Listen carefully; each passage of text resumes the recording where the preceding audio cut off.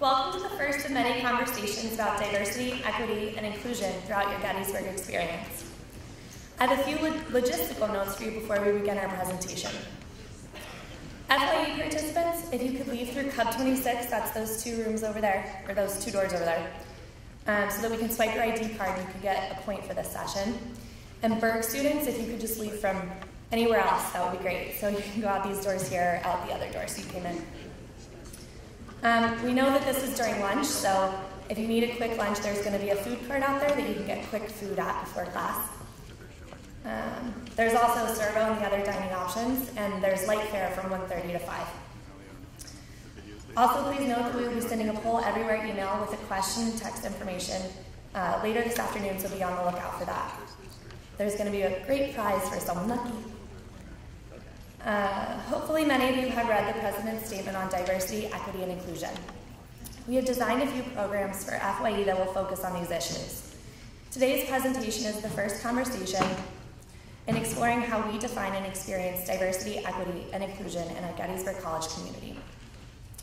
To continue this conversation, we will be bringing Paul Wesselman, an engaging presenter around topics such as these. He will be doing a presentation for the entire first-year class on Sunday, September 23rd, as well as a number of small group presentations and discussions for various members of the campus community. We encourage you to be attentive during today's presentation so you are prepared to dig deeper with Paul Wesselman on the 23rd. Your Residence Life staff can answer any questions or follow up with you if necessary. Please remember that this is the beginning of our exploration of how we begin to understand and experience diversity, equity, and inclusion on our campus. And now, I would like to present President Janet Morgan Riggs, Class of 77, to open our session today.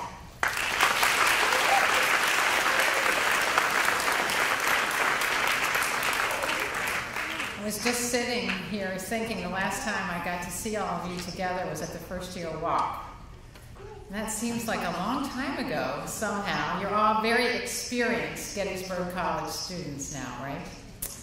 In any case, welcome. Welcome to what I think is going to be an excellent first-year experience program on this topic of diversity, equity, and inclusion.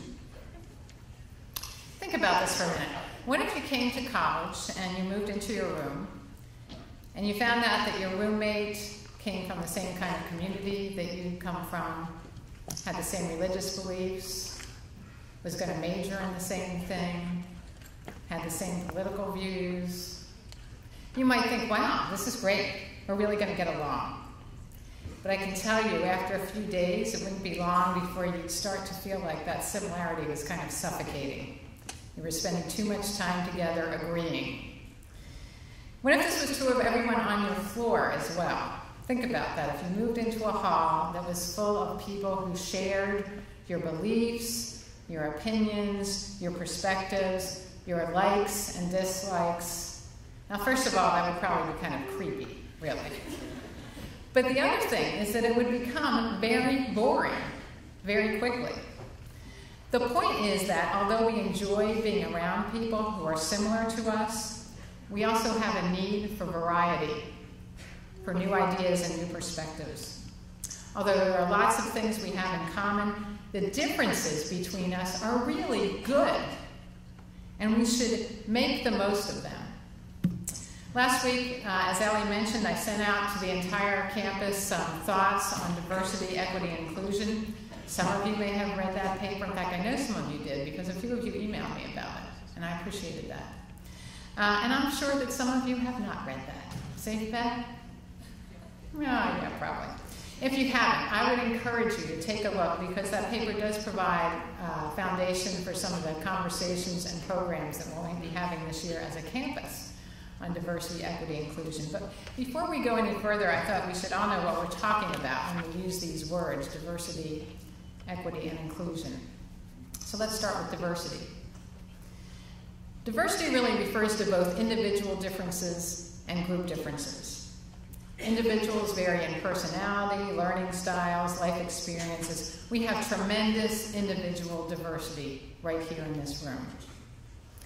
Group differences include race, ethnicity, gender, sexual orientation, gender expression, country of origin, religious beliefs, socioeconomic status, and so on. And again, we have tremendous group diversity reflected in this room. But the question you might ask is, yeah, so what? Why does that matter? So let's jump quickly to the concept of inclusion. Inclusion is actively and intentionally engaging with diversity, with difference. An excellent liberal arts education should provide you with opportunities for inclusion in your classes, in your co-curricular experiences, and in your everyday interactions with each other and with faculty and staff. And you will find plenty of these opportunities at Gettysburg College as a student, but it's your job, it's your charge to take advantage of them. And then what about equity? Well, here we're really talking about social justice. Understanding social and cultural injustices that pose obstacles for some groups of people, and then working to address them right here on our campus, in the local community, and in every community in which you're a member. So what do these concepts mean for us as a community? Well, first, we acknowledge our similarities and differences. We are a community of diverse individuals. Some of us are rich. Some of us have very few material possessions. Some of us are brown. Some of us are black. Some of us are white. Some of us have liberal political views. Some of us are more conservative. Some of us are Jewish. Some of us are Catholic. Some of us are Muslim. Some of us are atheists. Some of us were born in China. Some of us were born in the United States. Some of us in Finland or Afghanistan. Some of us are gay. Some of us are straight. Some of us are transgendered. All of these differences among us, yet we form one community. We are one. And being in a community together means being inclusive, engaging respectfully with one another, exploring our differences, learning from each other, supporting each other, welcoming each other, and standing up for each other in the face of an injustice. So let's proceed with the program. First, we'll have a brief video from some of our fellow students, and then we'll hear from Dean Julie Ramsey and Professor Brent Talbot. Here we go.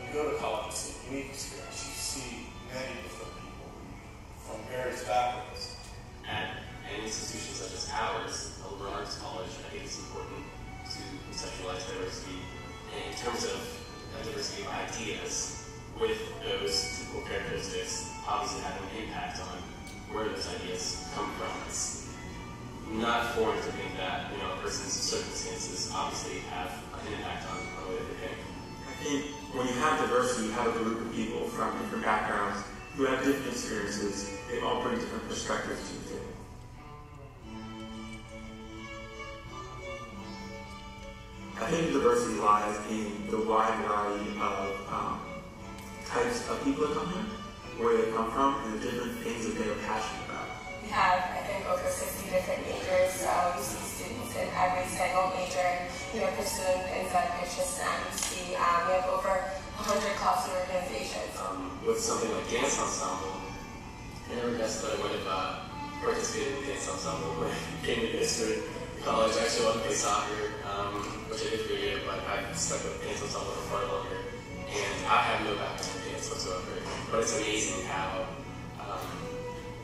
various people on campus have, these talents that you look at them and you never think that they would head into hip-hop classes. So they would be students kind of create their own path at Gettysburg, so every student is diverse in what activities they choose to pursue.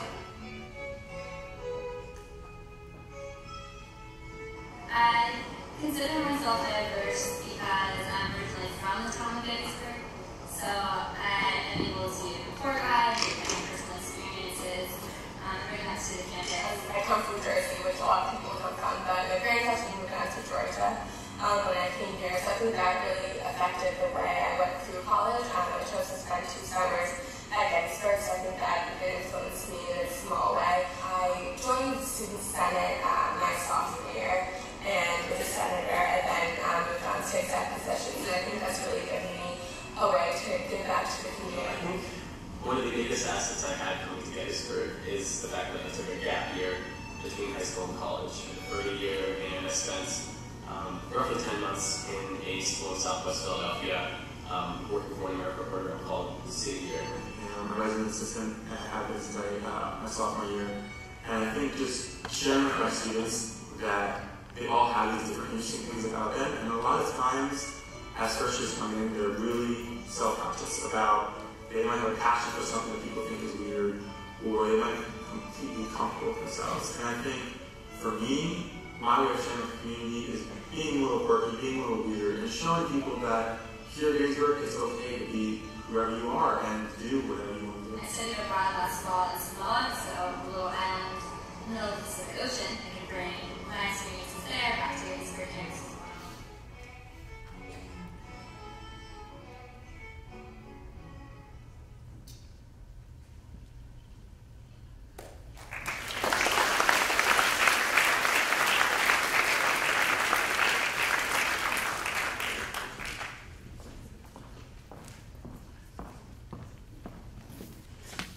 Hi there, I'm Professor Brent Talbot. Many of you know me from Gamelon and from other different settings, music education and other places on campus. But I want to walk you through an experience today about asking yourself who you are as a person. Our identities are shaped by the contexts and the places and the spaces and the time in which we live, and it's an important kind of moment. So I want you to kind of close your eyes for a second. Some of you are already there.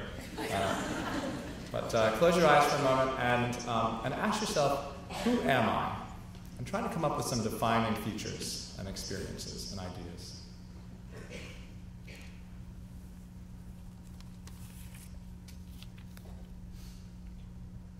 Now ask yourself, how have I come to be who I am, where I am, and what I am today?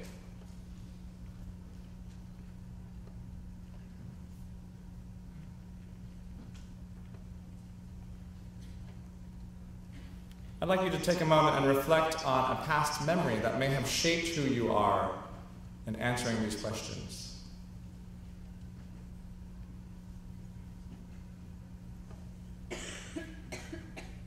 Then I'd like you to take a moment and reflect on a current memory as to why you are here and who you have defined yourself to be.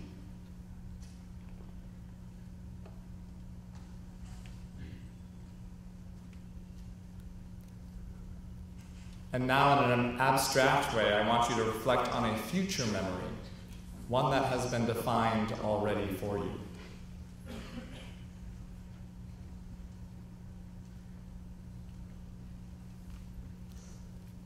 Great. Now open up your eyes. Do you know who you are? This is a process that I like to have my first-year students go through, and we dedicate an entire class to the concept of identity. And then beyond that, we define ourselves through our musical ideas and the way that we define ourselves through music. We create top 10 lists. We take a song and we try to explain who we are through that song and represent ourselves. And it's a process that I like to do often, and I've done through any type of generation. And one of the reasons why is because when I worked in an urban setting, often people define themselves in the way that others want to define them, or how they want to be perceived by other people. And so I want you to ask yourself, when you are thinking and reflecting on the memories and creating the definitions for yourself, how much of that was created by other people?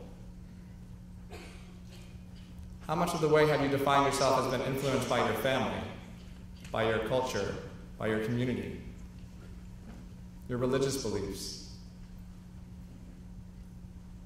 See, there's Michael Cole is a cultural psychologist, and he talks about this idea of prolipsis. And prolipsis is this idea that essentially at birth, it gives this model about the mother who births a child, and in that moment in space, we have a number of things to consider.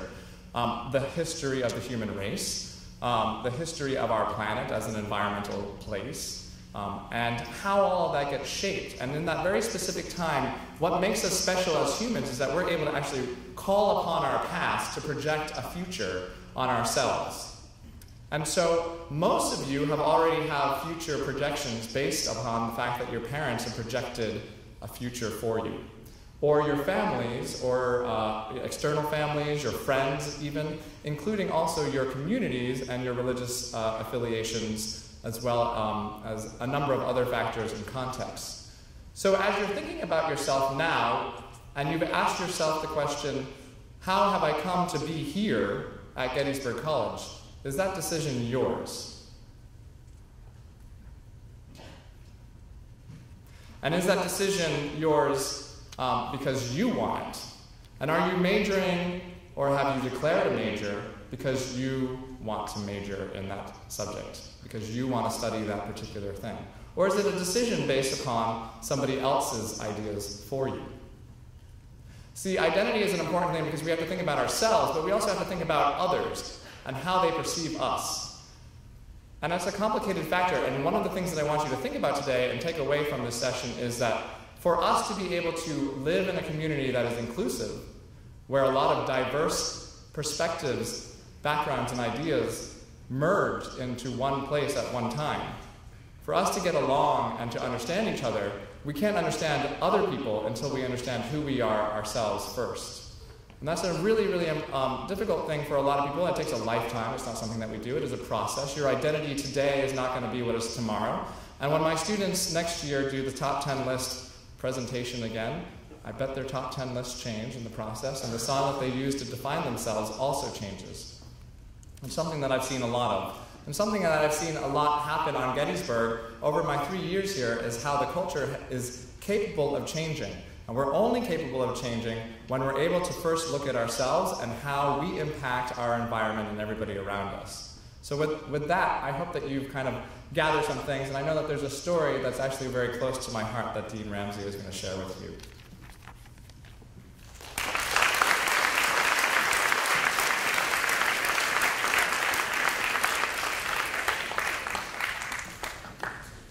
Well, good morning, everyone. I'm really excited to see all of you here and to see you all in one place. I've been dean at Gettysburg for 20 years, which is one of those admissions I only make because I want you to know how much I love this place and how much you can imagine how many students I've been involved with, how many wonderful sisters and brothers, cousins, friends of yours who've been in previous classes. People that I have come to enjoy and admire tremendously. So I'm dedicated to your success, each and every one of you, without even knowing you yet. Already, I am 100% in your corner. I want you to have a fabulous Gettysburg experience and a transformative Gettysburg experience. But I'm going to ask you to do something for me. And I'm going to start by telling you a story. So this is a true story. This story occurred last year, about a year ago, around this time of year, on a beautiful fall Sunday afternoon, just like the weather we've been having recently. Just picture a beautiful fall day, Sunday afternoon. Two seniors out on the roof of a fraternity house, drinking beer and probably other things, and as my mother would say, carrying on. Yelling, screaming. They even had one of those big vuvuzelas that some of you saw in the World Cup, and they were, so they were having a grand time, yelling at people passing by, all kinds of things. And they were creating quite a lot of noise as they yelled at people passing by on the street below. So into the frame on the street below, two young men riding bikes stopped on the sidewalk to check their map to see which direction they should go next. And the students started yelling at them, and one of them shouted, "You and your boyfriend need to move along. You and your boyfriend need to move along. So let's think about this for a second. So they're yelling at strangers, complete strangers. They have no idea who these people are. You and your boyfriend, that suggests to me that they were implying that the two young men were gay. Need to move along suggests that they somehow don't belong on the sidewalk, that they should get out of here. So the upshot was that these two young men had just moved to the Gettysburg community. They were new in town. It turns out, furthermore, that one of the young men was a brand new faculty member, not a student, probably as the seniors had assumed. And it turns out that the two young men were in fact gay. And the faculty member and his partner were offended, and they were concerned. They were offended at being yelled at, offended at being the target of this unwanted and obnoxious and completely unexpected attention. And they were concerned. They were concerned that this might not be a safe community. They were concerned that if you can't ride your bike on a beautiful fall afternoon without being harassed, then what can you do? If a faculty member can't ride the streets of Gettysburg without insult, then what about students? The faculty member and his partner were concerned about what life might be like here for gay students or any student who could be harassed with impunity from a rooftop on a beautiful Sunday afternoon. Now, at some level, the students knew what they were doing was wrong. They apologized right away.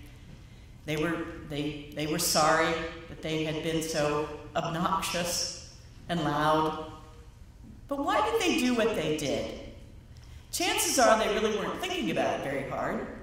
Chances are they didn't think anyone would call them on their behavior. They didn't think anyone would care. But the faculty member and his partner did care. And they did confront these students and their behavior. And in fact, a lot of people did. Fellow students, faculty, administrators, faculty and friends quickly found out who'd been responsible for these insensitive remarks. And as the word went around about the college, throughout the college, about what had happened, the two students found themselves on the defensive. Although they'd been good students for 3 years prior to that, they'd done well in their classes, they'd never been in trouble before, they'd really been good citizens. And yet, at that moment, they felt embarrassed, they felt judged. One of the students told me in May, several months later, that his entire year had been altered by being that guy. That guy who had made those comments on that Sunday afternoon. So why do I tell you this story? It's certainly not one of the highlights of Gettysburg College, but it's not a hate crime. It wasn't against the law. It's not even the worst thing that's ever happened. Certainly not even the worst thing that's ever happened at Gettysburg College. But I tell you this story because the actions and words on that day created a strong sense of exclusion, of not being part of or even welcome to the Gettysburg community. And many acts of exclusion aren't even as loud or self-evident or obnoxious as those. Sociologists use this term called microaggression, micro-hostilities, which often occur in social and residential settings. In other words, in settings where we're at most at home, where we're most comfortable, where we're most casual. And these are things like being yelled at, being called names, being stared at, being ignored, being whispered about, offhand comments, ways of communicating that you don't belong. These kinds of behaviors are just as unwelcoming and exclusive as the behavior of those two seniors on the rooftop that afternoon. And why do people do these things? Partly because they assume they're no big deal, that what they're doing is okay, and that they can make these kinds of comments and no one will object. We've all heard that childhood rhyme about sticks and stones can break my bones, but words can never hurt me. But we all know that's not true. Words can hurt. We all have been hurt by words. Words can hurt and words have consequences. And that was the lesson, I think the hard lesson, that those two students learned on that fall afternoon. In this community, we are accountable for how we treat other people. So my request is simply this. I want you to stand up. I want you to stand up for respect for everyone here. I want you to really think about what you're saying to one another. I want you to really think about whether your comments are creating a climate of respect and welcome. And I want you to stand up against exclusion and bias.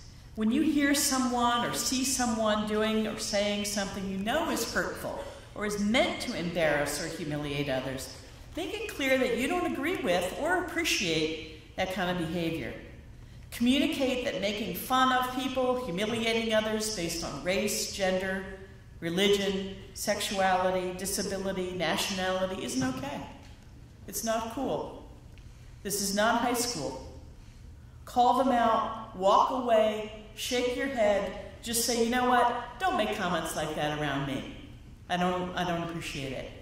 I want you to stand up and make a difference so that on this campus, every single one of you feels respected and welcomed and included. I want you to love this place the way I love it. I want you to get all you possibly can out of college. And I don't want your experience to be diminished or limited in any way, not by expectations or stereotypes of others or the limitations that we sometimes impose on ourselves. So thanks for your attention. I really wish you all the very, very best in your first year at Gettysburg. And after another brief video clip, we're going to hear from 3 of your fellow students. Thanks very much.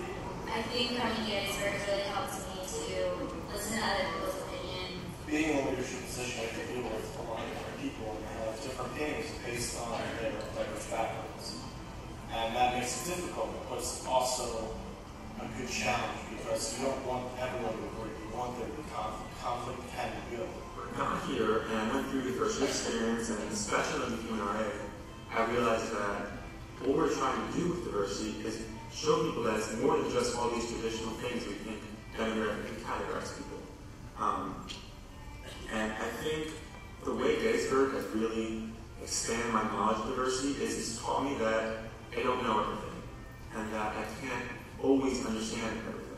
People come from places that I've never heard of, different socioeconomic backgrounds, and I think just everyone brings such a broad perspective that maybe I didn't see in high school. What I really appreciated about Gettysburg College is having relationships with people, primarily through the office presence. Like, so as an RA, I was required to have hour-long conversations twice a year with my first-year residents. I've really learned to look at different situations from different perspectives, and not just from one person to another, but from society to society. You know, things we take for granted, our values, our beliefs, aren't the same for everybody else. And I think in the increasingly globalized world that we live in, that's when you realize it to me, you to understand that even if I don't know a certain culture or a certain religion or a certain belief, I know that they're different from mine, and I have to respect those differences. Just having this kind of diversity interaction with all these different students at Gettysburg College, I think is really going to improve the quality of work that we do.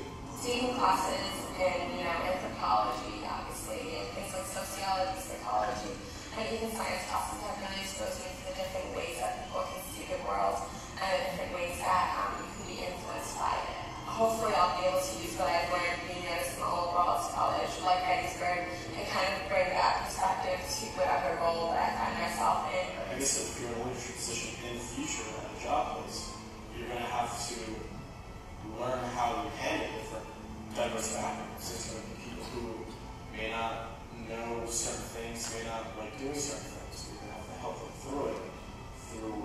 so they can understand.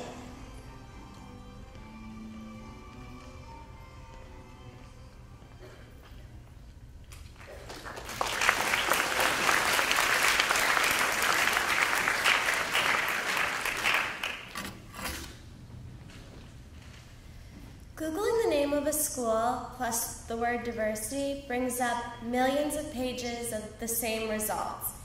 It's all statistical analyses of, oh, our campus have 15% of students identify as African American, 10% identify as Hispanic, 5% identify as Asian. And if you tab over to images, it's the same sort of thing. All the pictures are the same. Groups of friends representing different racial minorities, looking at you over a textbook or beakers in a science lab.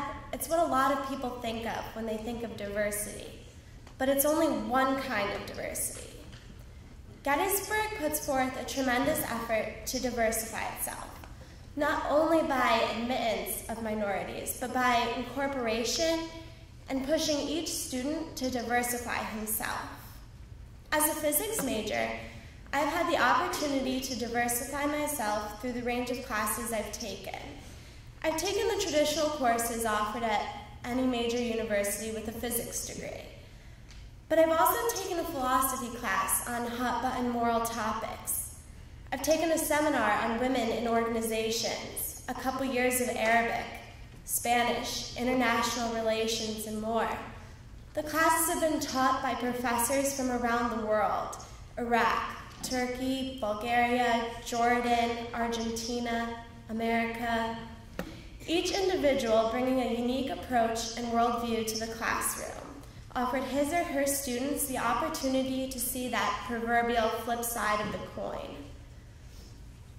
Through these different perspectives that I've been exposed to, I've seen many diverse schools of thought.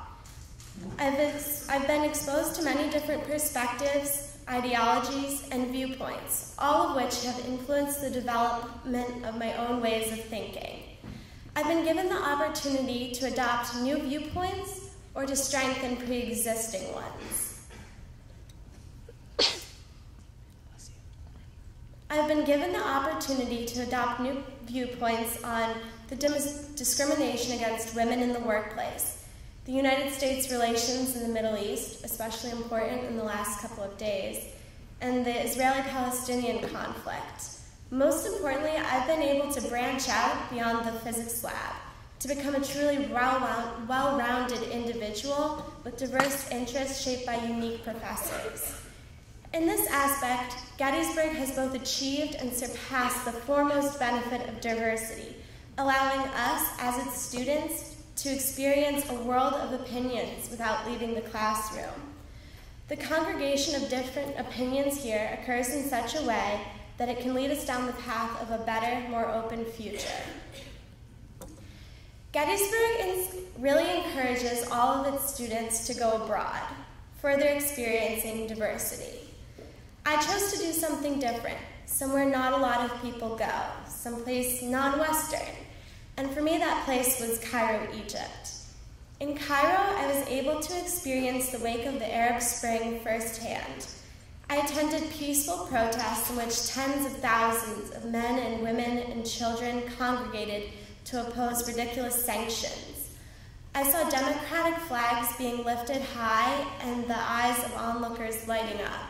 Hundreds of feet away, there was a communist flag, and beyond that, Islamists chanting praises for God. Miraculously, all of this was done peacefully. There was no animosity among the different groups, and occasionally collective chants would echo through Tahrir Square, declaring down with military rule.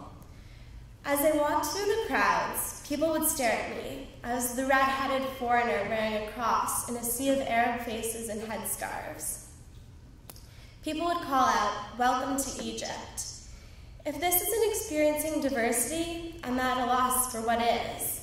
For the first time in my life, I was a minority. A minority in the sense that I was a freckly redhead in an almost exclusively Arab city, yeah. But my experience was so much deeper than skin color. I was a Christian in an Islamic country. someone who's not opposed to a little alcohol in a place where it may soon be illegal. I was an advocate of democracy in a country that can't make up its mind. I was a woman in a country where rape can often be blamed on the promiscuity of the victim. Through my experience in Egypt, I was able to absorb so many new concepts and viewpoints, as well as to spread my own. I was able to speak with people in Arabic on the day of elections about politics, religion, and human rights.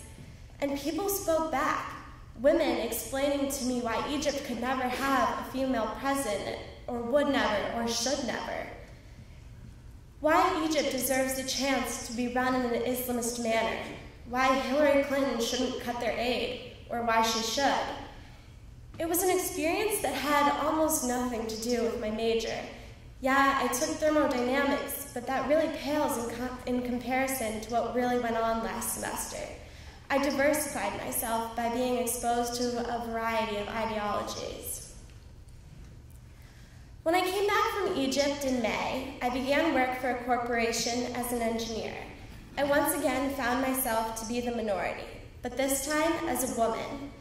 Because of my experiences in the patriarchal society of Egypt and the first-year seminar I took on women in organizations, I wasn't fazed by it. I was actually really excited. As a minority, you have the opportunity to show people what you can do and to change misconceptions. I was ready to show my coworkers, around more than 90% of whom were male, what I was made of. Gettysburg is not a chicken nugget factory processing us into identical little pieces. We come in as individuals and leave with even more distinct identities. The student body at Gettysburg is statistically diverse. Socioeconomically, racially, religiously, politically, geographically, you get it. But this doesn't do us justice, because we're all unique individuals shaped by diverse interests, campus activities, courses, backgrounds, relationships, international experiences. And together, we can generate a confluence of ideas that will benefit the world.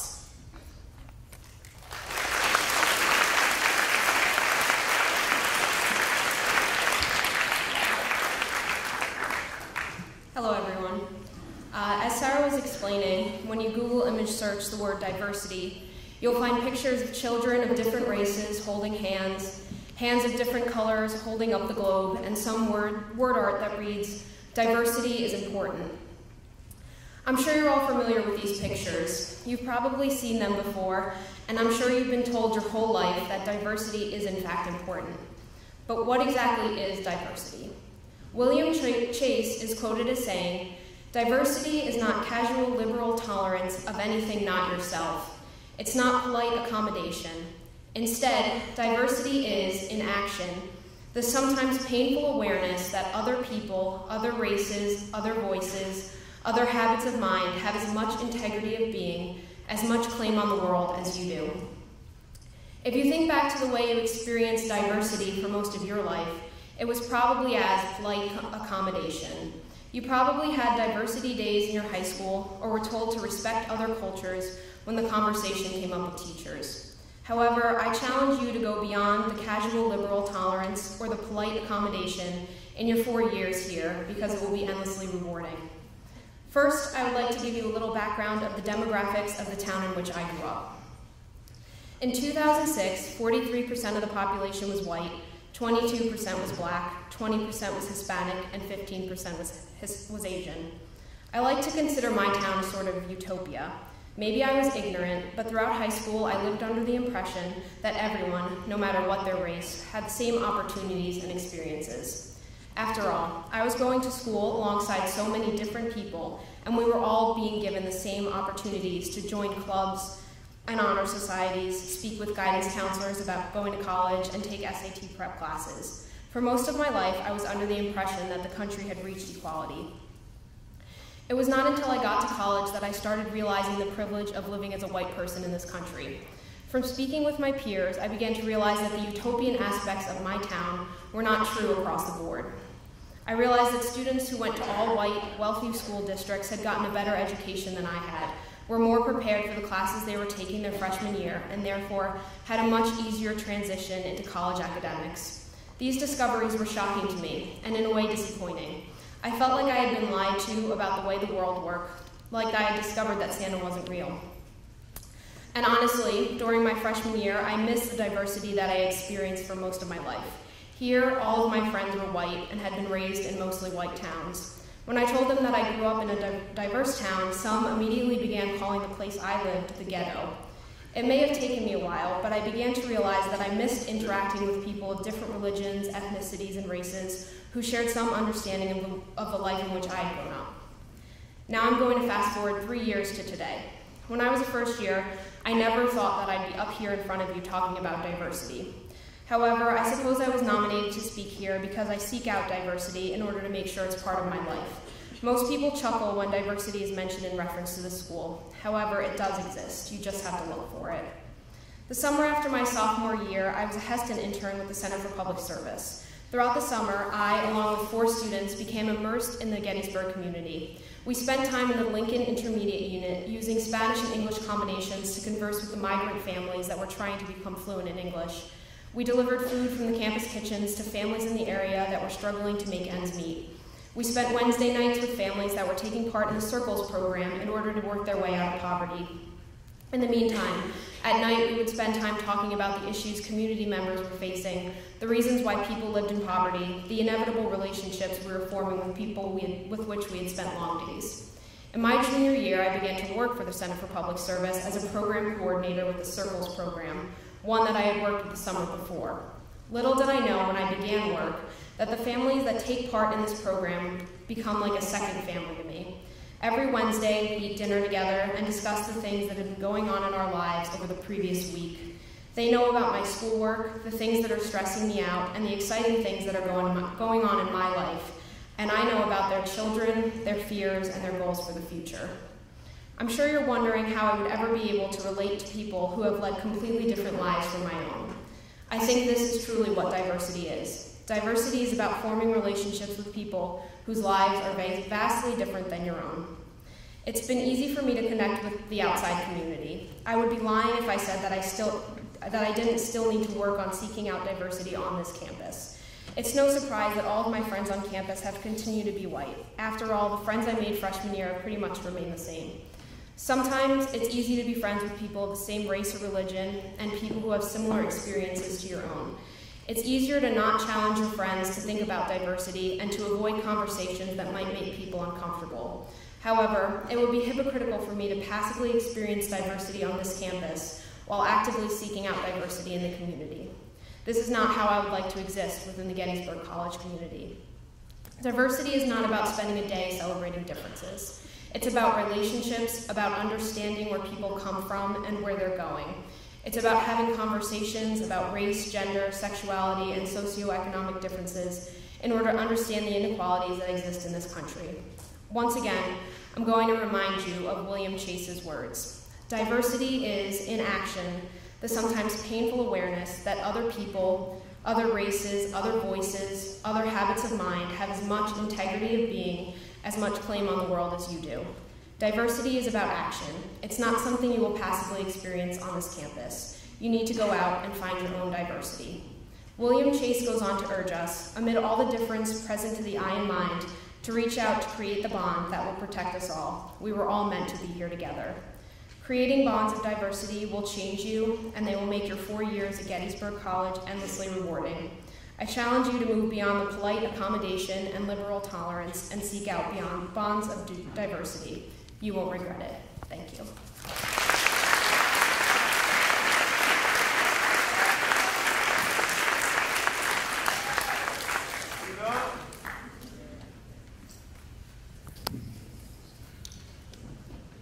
The dictionary defines diversity as... Nah, I'm just kidding. Why am I up here on this stage to talk about diversity? It makes me wonder because picture this. Say that you're born and raised in this country where pretty much people look alike, act alike, and to a certain degree even think alike. Where's the diversity there? Where I come from, everybody had naturally curly hair like me. Everybody ate injera, a type of bread, at least twice a week, if not every day. And everybody had a brown skin tone like me. It was just natural like that. I come to the States for college, and all of a sudden, I was a minority. What just happened? Growing up, everybody used to get me, you know? I never had to explain myself. But coming here, I found myself explaining why I do this way or why I think that way. I held a different perspective in life compared to most of my college friends. How many of you taught math to kids that fled from drought and hunger from southern Ethiopia and migrated to the city?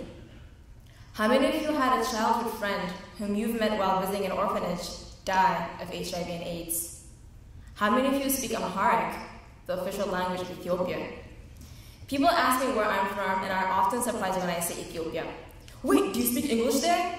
No, we don't. Wow, you're good, you have like no accent. Do you expect me to say thank you? What if I talk like this, which I consider to be a generic African accent, and I told you that English was not my first language? Would you then tell me, oh, sister, you're so good when you speak English? Would you say that to me? No. I know that you won't because I have friends from other African countries, and words on the streets, they haven't been getting any impressive compliments lately. Just because I don't have an obvious accent does not mean I didn't struggle with the language. First semester here, my English paper was underlined and circled with red ink all over. My professor took her time decorating that paper. One of my spelling mistakes was the word color. I spelled it as C-O-L-U-R. Because I studied British English, and that's how they spell it. Accents and pronunciations aside, there were other things I was struggling with as well. I couldn't acclimate to this environment as quickly as I wanted. However, there's one thing I realized in retrospect. In my freshman year, while I was too busy figuring out how this system works, I realized everybody else around me was doing the same thing. They were all trying to figure something out. You don't necessarily have to be 7,000 miles away from home to experience diversity's dirty little secret. Culture shock. You can be from somewhere from the Midwest or West Coast and are just blown away by these people on the East Coast. For example, some people call it soda, others call it pop. Back in my hometown, we call it soft drink. How about that? Or you can be coming from someplace as close as Carlisle Street, and you'll find yourself overwhelmed by the mere fact that you're immersed in college life now. Culture shock can happen anytime you're faced with new customs, especially strange values. Values that are different from yours. Because let's be real, it can be downright uncomfortable. How many of you have already been in a conversation where a person you met claimed the strangest thing you ever heard, or have seen people act in a way your parents told you not to act? It's uncomfortable because we're talking about your principles here, your right and wrong, your idea of good and bad. Immersing yourself in a new culture is like playing a game for which the rules have not been explained to you very well. You ever been invited to an event and there's like a bunch of people hanging out and somebody suggests to play this game and everybody goes like, yeah, let's play this game. And you see people's excitement, you want to join in the fun. And somebody shouts out to you, yo, you in? And you're like, heck yeah, I am. You have no idea what you're getting yourself into. So you ask your friend, you're like, so yeah, how do you play this game? And your friend explains to you real fast. It goes like, yes, you do this, you do that, you go over there with that person, but you can't do that unless that person does this instead. So you got that, we good? You're like, you have no idea. But of course you got your game face on and you're like, bring it on. Now the challenge here is to enjoy the whole game while trying to learn the rules and develop the skills as you go along to get better at this game. To be good at this game, to even begin this game, you have to have a lot of confidence. You need confidence to get up, to go out, hang out, meet people, network, do work, get fit, go to practice, take some time off, maintain sanity, catch up with friends and family from back at home, think about internships, to think about your future, to think about this weekend's party, and how you can finally get it on with that cutie. Oh yeah. It's a lot of things that you're juggling all at once. And I'm not saying it's easy. but it's doable around here. How? You gotta be active in this community. You have to be engaged in your classes. You gotta try new things. You have to strike up conversations with strangers. You have to devote a skill that you have for some pure volunteer services. Humans are social creatures. We can't help but rely on each other. That's the only way that we can grow and develop. We can only learn something if it is something new. Think about that for a second. You learn something if it is presented to you for the first time or if you haven't quite seen it before. That's where diversity comes into play. We each have something new to offer to each other. We all can learn and benefit from each other. Even if we don't agree, hearing out what others have to say, and having the opportunity to get a glimpse of that different perspective is an added knowledge for you. It will make you wiser, more sensitive, and aware of your environment. It will enrich your experience in college and beyond, leading you to become a mature Gettysburgian. We as fellow Gettysburgians appreciate that you have taken the time to listen to our stories, but how do we begin to go about these lessons? Here are a few ideas for everybody, actions from your peers.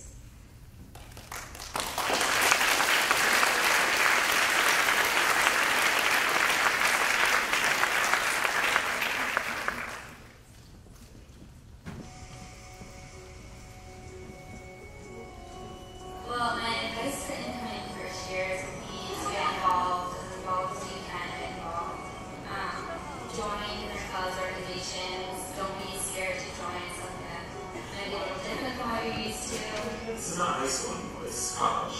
And you'll find that at Gettysburg College, you are who you want to be. I really strongly encourage you to pursue your passions, to find things that get you excited, not just about academics or about your social life, but excited to go further, excited to pursue knowledge, excited to move forward. My advice for first year would be to really get out there and join as many clubs and organizations as possible. I wouldn't let any perceived discrimination or notion stop you from that. Your diversity will come out in these clubs. You're going to find out who you are in these clubs or organizations. And I think definitely that's a great experience and no one should miss out on that. Study abroad, please take advantage of that. It's a really good opportunity. Also, it's important to always be asking questions. So if there's something that you don't know or don't understand about someone that they just said, ask them, because most likely than not, they're going to be excited to share it with you rather than embarrassed. And one sense is something that you know very well. So if you were a fencer in high school, by all means, join a fencer club here. But also to branch out and do something that you've never done before. So that way you can contribute to the depth of experience that you've had in one area of your life, but also benefit from something that someone else has learned and is willing to share with you. Gettysburg is 4 years without your parents here to watch over your children and ensure everything's okay. This is a time when you can really try anything you want to be and find out where you're going to go for life. So, just be yourself, pursue what you want to pursue, and don't worry about the people or the classes. All those things will fall in when you decide to be who you are.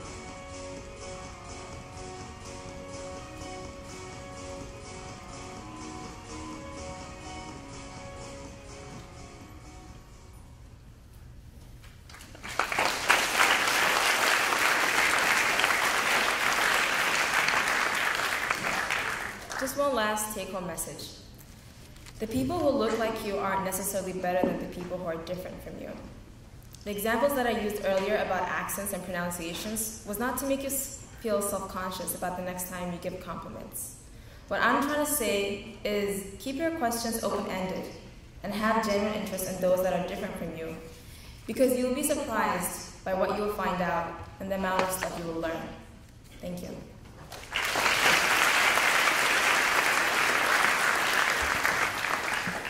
I think as first years that it would be extremely beneficial for you to attend social justice dialogues like E-Race and Engender.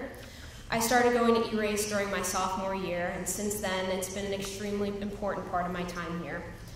Of course, talking about race is extremely different. Sometimes it's hard to talk about privilege and current events, illustrating how much work this country has to do with regards to reaching racial and gender inequality. However, these are important conversations to have. Social justice dialogues will make it easier for you to bring up topics of diversity and inequality with your friends. It will make it easier for you to challenge your friends to have hard conversations. I know this is something that I still need to work on. It's never easy to be that person that's always bringing up race or gender. Even still, because of race and gender, I know how important these conversations are to have. Start having the hard conversations now, while you're still forming your friendships. Chances are that if you do, you'll be more likely to continue having these conversations over the course of the next 4 years. This college needs its students to be having more important conversations about diversity and inequality, because the first step to changing anything is to start having conversations about it.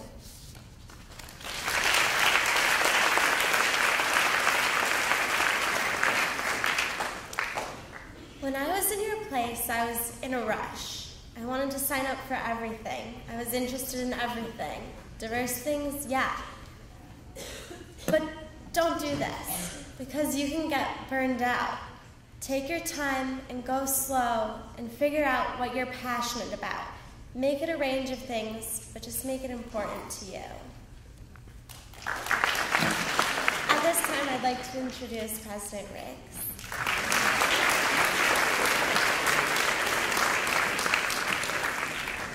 I want to thank everyone who participated in this program, but especially our students who spoke so articulately. Thank you. I hope you've all taken something away from today's program, but I have to tell you, you haven't checked this off. You have not checked off the topic of diversity, equity, and inclusion. This is something that we take on as a community, and it is an ongoing charge. And your charge is to help create an inclusive community that not only tolerates differences between people, that's not really what this is about. It's about welcoming each other. It's about working to understand each other. It's about respect for each other. It's about sharing hopes and feelings and dreams and standing up for each other. So I ask each of you to just think a little bit about how you're going to contribute to that kind of community. And you've just gotten some ideas. For some of you, it might be through participation in campus dialogues, through the Engender group, or through E-Race. For others, it might be through participation in campus programs sponsored by the Garthwaite Leadership Center, or the Center for Public Service, or the Eisenhower Institute, programs that will touch on these issues. But for all of you, for every one of you, it should be about one-on-one conversations with each other, with roommates, with hallmates. And those conversations, as we just said, they can be challenging at times. Sometimes they can make you feel uncomfortable. We get all uncomfortable when we start talking about race and gender. We worry that we're going to offend each other. We're going to say the wrong thing. But we have to get over that. We have to be willing to make mistakes, forgive each other if we say the wrong thing, and be willing to move on. So my advice for you today as first-year students is to feed your craving for variety, for difference. This is all about getting to know each other. You are going to get a much better education here if you seek out people who are different from you, if you try to walk in their shoes, if you work to understand their perspectives. This will enhance your education. There's no question about it. I think it'll also make you all a better person. And I can tell you, too, it will help you to enjoy your Gettysburg experience more. No question about it. And you will also find that underneath some apparent differences between us, there are probably way more similarities than you can imagine. So thank you for being here today. Help us build an inclusive community. Thank you.